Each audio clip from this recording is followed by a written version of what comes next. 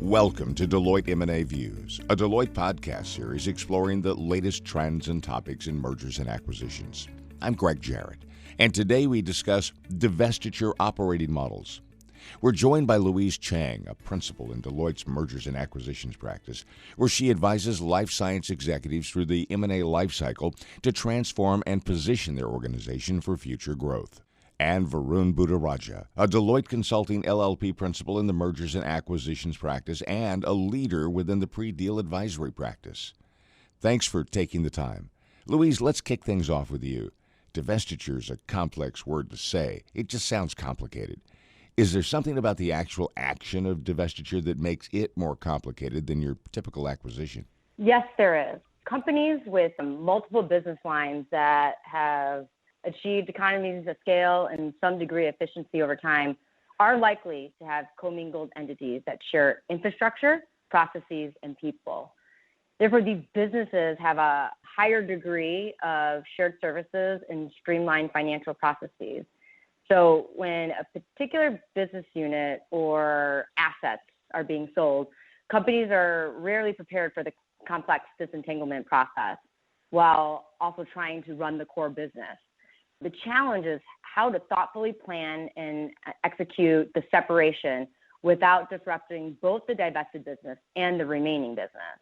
So this can be very challenging as the seller and buyer will have differing priorities and numerous complex issues to work through, such as establishing a new and often international legal entity structure, disentangling the sales, supply chain, and order-to-cash processes, and lastly, even just managing the system and other IT implications on ongoing operations and reporting. So through our experience doing numerous divestitures, we have demystified an approach to creating the appropriate divestiture operating model that will address all of these and other issues during the early stages of executing a divestiture. Louise, you use the term or phrase divestiture operating model. Can you define that for us? So how we define a divestiture operating model is the interim construct that governs how the divested business works during the period between when a divestiture transaction closes and when the buyer fully operates the business independent of the seller. And during this interim period, the seller provides some services to keep the business running, and then the buyer is typically responsible for paying for these services.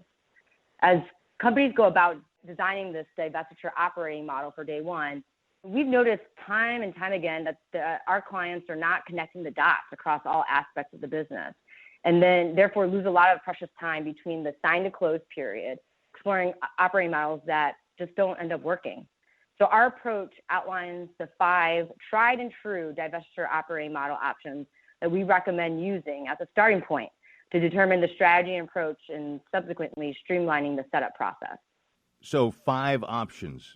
Varun, is there a typical or optimum model that you recommend, and why would a company choose this model? So there is really no single typical model as such, but ultimately all of the divestiture operating models end up being one of the 5 primary options that I will cover briefly. First and foremost, we really want our clients to understand the concepts and assumptions behind the operating models, and then we delve into the options and the spectrum of choices. Generally, you have to take into consideration the variables and parameters that are specific to the deal situation, and as well as the client and target landscape and structure.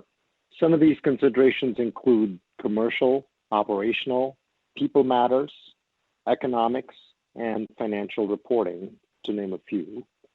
The 5 options can best be, described like a spectrum from which the clients deliberate and have to pick the right model. The first one is sort of a full transition model where the business activities, including customer transactions, are handled by the buyer on its systems on the day of close. And this is generally a best fit for long-term strategic spin-offs where you have to set up a standalone structure and a fully operational company. The second option is a full carve-out with a platform TSA, where nearly all day-to-day operations do remain on the seller's systems, and then there is a full platform TSA, which includes core functions, enabling functions, and several knowledge transfer activities. And this is typical when there's an accelerated sales timeline due to regulatory or antitrust reasons. Third option on the spectrum is an agency model in which all of the primary operational activities, including customer transactions and collections, are handled by the seller in its legacy systems on behalf of the buyer. And this is a standard model you see in Europe and other markets where the runway to close isn't long enough for a full transition. The fourth option is a wholesale distributor agreement where the seller acts in the local market as a distributor on behalf of the buyer. The buyer cannot perform the sale for legal, regulatory, or operational and tax reasons. And this is a common option we see in the Asia-Pacific markets where there are unique and complex regulations requiring this type of workaround at close. The last option, which, believe it or not, we have seen on one extreme, is the net economic benefit arrangement, where the seller continues to operate the business in the ordinary course and just pays the buyer the net profit of the local operations it meant. And this is a unique choice that is made by buyers for long-tail markets when the seller has operational expertise and know-how in that market, and the buyer really lacks that expertise and infrastructure in the market. So those are the options, again, on the spectrum. By starting with one of these 5 options up front, buyers and sellers can reduce a lot of unnecessary churn around close and allow the focus to stay on enabling the model and on the higher priority transaction activities. And Varun, is Deloitte uniquely positioned to be able to help with this choice? Yes, I want to emphasize that Deloitte can engage in several forms with our clients on both sides of the deal, sellers and buyer side, and across the deal cycle. So whether the clients are in the pre-deal stage, contemplating a carve-out acquisition or sale, or they're in the diligence process between sign and close, which is where bulk of our work occurs, or post-close where we get involved in stand-up integration or optimization work. Deloitte can bring its years of experience and expertise and knowledge in the space. And another point I want to emphasize is that we bring a multidimensional approach where we help with financial, tax, operational, TSA, and program management aspects to help a client identify the issues, build the right solution to effectively close the deal, and then drive value and impact post-close. In addition, we can engage with clients on live engagements or via workshops to drive the strategy and solution around divestiture operating models. We bring our Deloitte Divestiture Operating Model Toolkit, which essentially takes this multidimensional framework and helps us identify this in a live simulation environment to help them select the appropriate option and discuss the impact and implications of the choices, particularly meet the objectives of trying to come up with this interim operating model and choose that model with the right trade-offs in mind and focus and adjust the model to the unique business requirements of the deal and the local market requirements.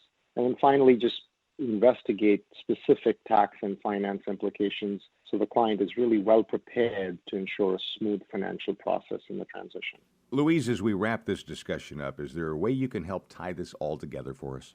Absolutely. The key things to remember are, choosing a divestiture operating model is an iterative decision. We do recommend that you make that decision early on, but it is one that evolves as you continue to learn more about the transaction and the business that you're selling. It is also a negotiation between the buyer and seller during that sign to close phase.